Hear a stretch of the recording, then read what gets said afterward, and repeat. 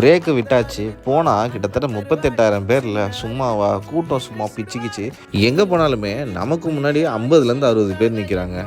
Rest room hygiene அப்படின்னு பார்த்தா ஓகேவாக தான் இருக்குது. ரெண்டாவது, இங்கே இருக்கிற உணவுப் பொருட்கள் எக்ஸ்பென்சிவாக இருந்தாலும் தண்ணி இந்த மாதிரி விஷயங்கள்லாம் டேப்லேயே வருது. அதுவும் நல்லா தான் இருக்குது.